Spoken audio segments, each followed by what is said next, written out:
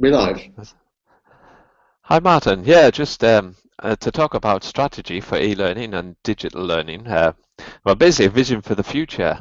So, with technology being everywhere, I mean, it's one of the things that's very hard. And sometimes I wonder if it should actually be have a point of focus. That's one thing I'm kind of wondering whether or not it actually negates from what we're trying to achieve by saying here's a technology strategy. Because if it is everywhere and it's part of life, we don't have a transport strategy. We don't have an eating strategy. Well, actually, we have a healthy eating strategy.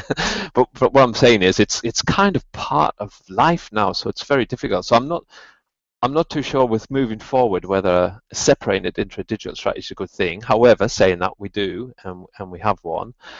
Uh, Also with technology, like I said, it's everywhere, but it's also very big. And what I mean by that is, um, which I like as well. But I mean, you can be talking to anyone from the States to a different part of the world, different cultures.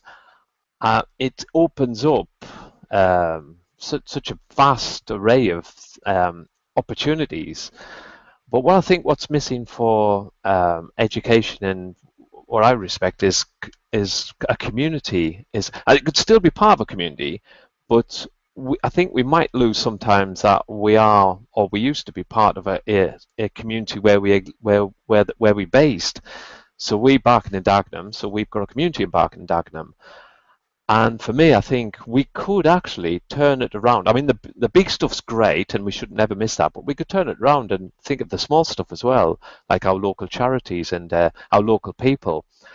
And we take in, say, 12,000 students a year, but that's not a percentage of that. That's not like how can you say it, the majority of the people in our community. So we're not necessarily representing everyone.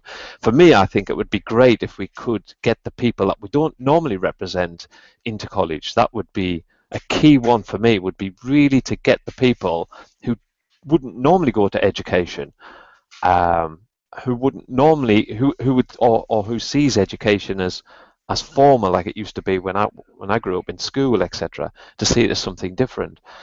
And there's lots of challenges out there. And so we could work in the college with our assignments and our assessments, etc., on real community challenges and issues, especially such as topical ones, such as winter now, and how many people actually die from hypothermia, and it's an issue. It's a challenge, and we could work with the NHS, we could work with local charities, we could use the technology to say kind of how could we improve this.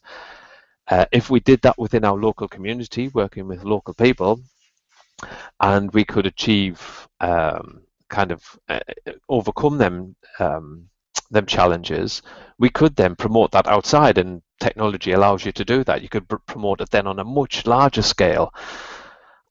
So sometimes I'm a bit concerned that we see the big too much, the Facebook and the cloud computing and everything. I mean, it's there, and LinkedIn, etc., promoting your career.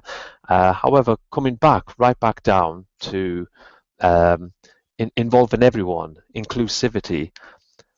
There's also with technology, which is a great thing, as I'm noticing now, is how much it actually can involve everyone and how it can include people. There was a post this morning on G Plus about how on an iPhone, someone who has a sight impairment can actually ask someone else to via a video conference or via a video link on their phone or iPad or whatever, someone to help them, so see if the milk's out of date or something, so they could see a live image of it, and then the person can talk back, the person who's kind of coaching, mentoring, um, counseling, etc., and that opens it up. So it's, I mean, so inclusivity is the key for me. It's that starting from there. um, Also, because when you buy something new, you very rarely get help files or anything now, or guidebooks. We used to get 10 years, 15 years ago, when I'd buy my computer, I'd get a guidebook. When I bought a laptop, I'd get a guidebook, and it would be a big, thick book. I'd work through it, and I'd actually put time aside sometimes to try and learn elements of it. But we don't get that now. that it's just things are so natural, and they seem to be just, it's accepted that you will eventually come to learn them elements, and obviously probably by the time you come to learn something, it's probably changed from a book, it's probably moved on, it's probably does another function, other functionality. So I think we need to start thinking more in that respect of college systems being the same. So especially for learning systems, as in, you don't really get a Facebook book, you don't get a Twitter book or guide. So I think we should now try and get it so that we don't have to have these guides. Everything should be so intuitive. So for me, I think the key things are locality. Keep because it's great that things can be big in with technology and digital technology, but keep coming back to your community. Um, then promote them challenges. I think inclusivity is the key thing as well. So in the strategy, it has to include, or at least have a major focus on inclusivity. And I think everything else will then fall into place. The people who would be in the middle, if so to speak. So if we can get students, if we can get people who wouldn't normally come into college, and we can get people who have disabilities, so to speak, if we can get them two extremes, and our digital technology and our strategy meets that, I personally think everything in the middle will fall into place. So yeah, so that's my vision for, I would say, for the next few years. It's too far to think 2020. You got to be mad to think 2020. Actually, that's only 5 years. Actually, maybe 2025 is a bit too much because technology moves so quickly. So yeah, I would have a 3-year max strategy.